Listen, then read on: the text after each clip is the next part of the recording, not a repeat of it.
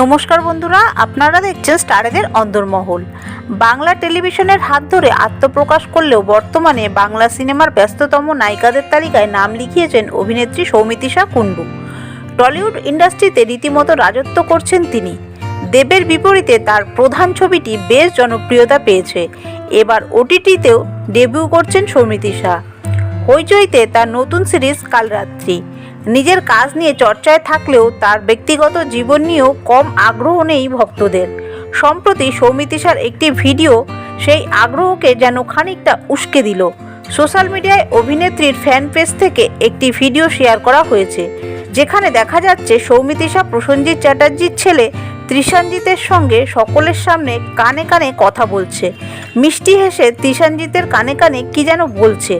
তাদের কথোপকথন শোনা না গেলেও দুজনের মিষ্টি এই ভিডিও দেখে অনেকেরই মনে নানান প্রশ্ন উকি দিচ্ছে।